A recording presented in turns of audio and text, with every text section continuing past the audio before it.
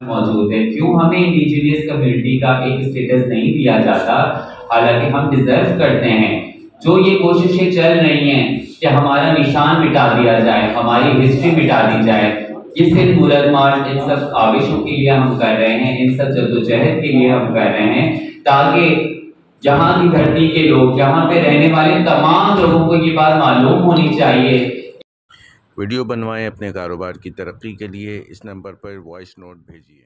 ताज़ा तरीन वीडियोस के लिए चैनल को सब्सक्राइब करके बेल आइकन और ऑल नोटिफिकेशन पर क्लिक करें ताकि आपको मिले हर अपडेट सबसे पहले।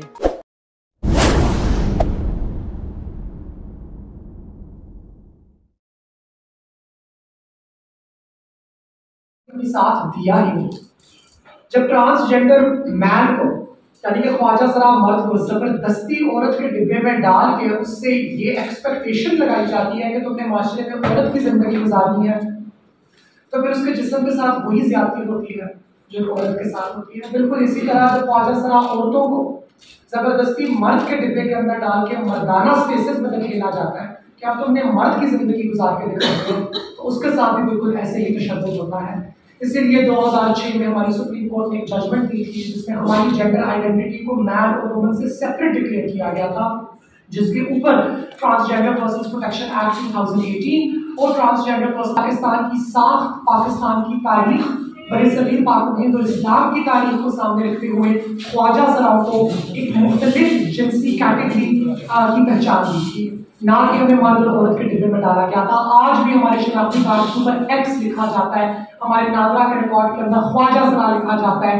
ना कि मर्द ना कि औरत। तो बराए मेहरबानी इस झूठे प्रोपेगेंडा में ना पड़िए और मीडिया से हमारी दरख्वास्त है कि इस हक सच की बात को, इस हकीकी बात को आप आवाम तक जरूर पहुंचाएं। अब मैं दावत दूंगी शहजादी राय को, जो कि काउंसलर हैं with Karachi metropolitan corporation, Pakistan की पहली democratically elected transgender woman in a public office हैं।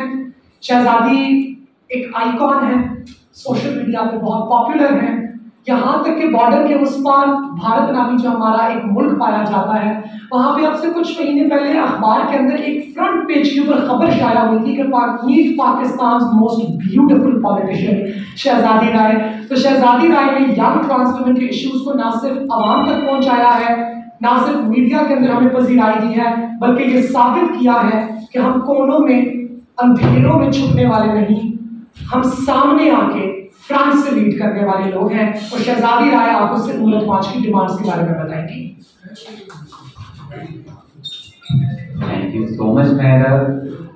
टाइम की शॉर्टेज है तो मैं जल्दी जल्दी से डिमांड्स को पढ़ देती हूँ। जो हमारी पहली डिमांड है वो जिनसी शनाख्त, जिनसी इजहार और जिनसी खसूसियात की बिना पर हर किस्म के इम्तियाजी सलूक और नफरत अंगेज तकारीर को जुर्म करार दे, रिपोर्ट शुदा केसेस पर सख्ती से अमल दरामद और पैरवी तमाम शहरियों की हिफाजत और वक़ार के लिए बहुत ज़रूरी है। जैसा कि आप जानते हैं कि पिछले 2 सालों से मुस्तकिल हमारे ऊपर एक नफरत की एक कैंपेन चलाई जा रही है जो कि पेड है, जो कि मस्जिदों से शुरू होती है तो डिफरेंट स्कॉलर्स की वीडियोस तक हमारे खिलाफ मौजूद होती हैं, जो गुमराह करती हैं, जो नफरत फैलाती हैं, जिसकी वजह से बहुत सारे ख्वाजा सरा अपनी जान से, उनकी जान को खतरा हुआ है, बहुत सारे ख्वाजा सराओं का मर्डर हुआ है। तो हम हुकूमत से ये मुतालबा करते हैं कि अपनी जो कानून में इस जो नफरत अंगेजी जो हमारे खिलाफ फैलाई जा रही है, प्लीज उसे जो है क्रिमिनलाइज करें। दूसरा, ख्वाजा सरा के कत्ल को क़सास या दियत के कानून के जरिए दर्ज किया जाना चाहिए और हर जान की कीमती और इंसाफ पर समझौता नहीं होना चाहिए। जैसा कि आपको मालूम है, केस को खत्म कर देते हैं। As a violence case manager in 13 सालों में मैंने तकरीबन 14 के करीब मर्डर केसेस को डील किया है, जिसमें कुछ केसेस के कातिल का पता नहीं चला। एक केस में जो बिंदिया राना को मैं इससे अप्रिशिएट करूंगी कि वाहिद वो पाकिस्तान का एक केस है जिसमें हमें जस्टिस मिला, जिसमें बिंदिया जी बहुत दफा कोर्ट गई, मैं भी गई, और उसमें हमने फाइनली इतने जो हजारों केसेस हुए उसमें सिर्फ एक केस में जस्टिस मिला और बाकी तकरीबन 7 के करीब जो केसेस थे वो दियत के कानून के तहत फैमिलीज ने माफ कर दिए। ये सिर्फ मैं आपको कराची का डेटा बता रही हूँ, पूरे पाकिस्तान का यही हाल है। तो हम चाहते हैं कि ख्वाजा सरा कम्युनिटी के केसेस को दियत के कानून के तहत माफ ना किया जाए। तीसरी डिमांड, एक्स जिन्स के निशान के ख्वाहिशमंद, मैं इसको थोड़ा सा अपने अल्फाज में ही पढ़ देती हूँ। ये जो एक्स कार्ड है, जो हमारी शनाख्त का हक हमसे छीना जा रहा है, तो हम इसमें ये भी मुतालबा करते हैं कि ये हमारी शनाख्त है, ये हम बताएंगे, आप नहीं बताएंगे। कोई डॉक्टर नहीं बताएगा, कोई स्कॉलर नहीं बताएगा, कोई साइकियाट्रिस्ट नहीं बताएगा मैं कौन हूँ। ये मेरा हक है। जब आपके शनाख्ती कार्ड के टाइम पे कोई भी मेडिकल नहीं हुआ, तो मेरे टाइम पे मेडिकल की शर्त क्यों इस वल्नरेबल कम्युनिटी को और ज्यादा अंधेरों में धकेला जा रहा है, जो वैसे इलाज की फरहमी के लिए भी हमारे एक्टिविस्ट मसलन अंजुम हो गई, नसीबो हो गई, गुड़िया जी हो गई, ये दिन रात ग्राउंड पे लगे होते हैं कि किसी तरह हमें गवर्नमेंट सर्विसेज मिल जाएं। लेकिन जब हमें वो नहीं मिलती है, तो हमारे लिए 5 डॉक्टर्स कहाँ से गवर्नमेंट हर डिस्ट्रिक्ट में अरेंज करेगी सिर्फ शनाख्ती कार्ड देने के लिए। ऐसी पॉलिसीज से गुरेज करे गवर्नमेंट, जिनसे हमारे हकूक की जो एक राह है वो रुकावट ना बने। मैं अपनी चौथी डिमांड की तरफ जाऊंगी कि फौजसरा अफराद को दरपेश रहाइश के बुनियाद का अजाला करें, जिनकी शनाख्त सिंफी इज़हार या जिनसी खसूसियात की बिना पर इजाफी चार्जेस लेना या रियायत से इनकार करने को जुर्म होना चाहिए। हमारे पास बहुत सारे लॉज मौजूद हैं, इवन जो रेंटल हाउसेस के लॉज हैं वो भी मौजूद हैं, लेकिन वो हमारे किसी काम के नहीं हैं। क्योंकि जब भी कोई भी मालिक मकान हमें किराए पे घर देता है, तो अगर वो 10,000 का घर हो तो वो हमें 30,000 में मिलता है, 25,000 में मिलता है। ये प्रैक्टिस आज भी जारी है। हम इतना आगे बढ़ गए हैं। I am sitting in KMC, but still जब हम बात करते हैं मालिक मकान से, तो बहुत इज्जत से वो लोग साफ और क्लियर कह देते हैं कि गैर अखलाकी हरकतों की वजह से हम घर से निकाल रहे हैं।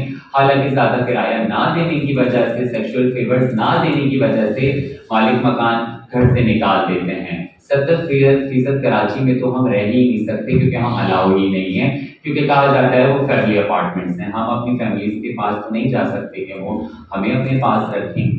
तो हमारी तो यही फैमिलीज हैं जो हम आपके सामने नजर आ रहे हैं। तो इसको कानूनी शक्ल देना बहुत जरूरी है। एक प्रॉपर बिजनेस स्टेट एजेंट्स की तरफ से बना हुआ है। हर 3 महीने बाद एक घर खाली करवाएं, दोबारा उन्हीं को घर दिलवाएं, फिर उनसे जो है वो टोकन मनी लें, फिर दोबारा उनसे घर खाली कराएं, फिर उनसे टोकन मनी लें। इस किस्म की सारी चीजों को गवर्नमेंट को प्रॉपरली एड्रेस करने की जरूरत है। मैं अपनी अगली डिमांड की तरफ जाऊंगी कि सिंध में जो है वो 0.2% का कोटा जो है, क्योंकि सिंध मुल्क मार्च है, तो हम ज्यादा सिंध गवर्नमेंट से, जो आने वाली भी गवर्नमेंट है, हम उनसे भी यही डिमांड्स रखेंगे कि आपने कोटा तो दे दिया, लेकिन वो कोटा इंप्लीमेंट कौन करेगा। एक बहुत बड़ा गैप है ग्राउंड कम्युनिटी में और गवर्नमेंट में। उन्हें कनेक्ट करने के लिए कोई ऐसा फौजसरा पर्सन होना चाहिए अपॉइंटेड गवर्नमेंट की तरफ से, जो कनेक्ट करवा सके, जो इस जॉब के हसूल को पूरा कर सके, जो इस प्रोसीजर को पूरा कर सके। एक फौजसरा को गवर्नमेंट जॉब नहीं मिली, क्या ये नाइंसाफी नहीं है? 3 साल हो गए हैं कोटा को पास हुए हुए, आज तक उस पर इम्प्लीमेंटेशन क्यों नहीं हुआ? ये भी हमारी डिमांड का हिस्सा है। फौजसरा अफराद को इनके असासों और विरासत के जायज हकूक से महरूम नहीं किया जाना चाहिए। विरासत के तमाम मामलों में इनके साथ मुसावी सलूक को यकीनी बनाने के लिए कानून साजी होनी चाहिए। आपको ये बात शायद बहुत कम लोगों को मालूम हो कि शरीयत कोर्ट में जब केस हुआ था, जब केस लड़ रही थी, तब सिर्फ सेल्फ आइडेंटिफिकेशन कार्ड की जंग नहीं थी, विरासत की शेख थी। ऑब्वियसली जो हमारे मिशन के लोग थे, उन्होंने विरासत की बात को मीडिया पे या सोशल मीडिया पे नहीं उछाला, क्योंकि उन्हें पता था बड़ा बैकलैश आएगा। तो पर कोर्ट में इस बात को कहा गया कि विरासत नहीं देनी चाहिए, इनके विरासत के हकूक इस्लाम में मौजूद नहीं है। तो ऐसी गुनाहकुन बात करके इंसान को विरासत का इंसान पैदा होते ही विरासत का हक सबको मिल जाता है, और हमें उससे कानूनी तौर पे करना किया जा रहा है, प्रैक्टिकली थोड़ी देर। और एक और इम्पोर्टेंट बात मैं आपको बताना चाहूँ, जो गैरत के नाम पे हमारे यहाँ कत्ल होते हैं, बहुत सारे फौजसरा अपनी जिंदगी खो चुके हैं इस वजह से। वो तो गैरत नहीं होती है, वो प्रॉपर्टी होती है। जब हम अपना हक मांगने जाते हैं, उस वक्त हमारा भाई हमें मार देता है और दियत के कानून के तहत बाप या माँ केस माफ कर देता है।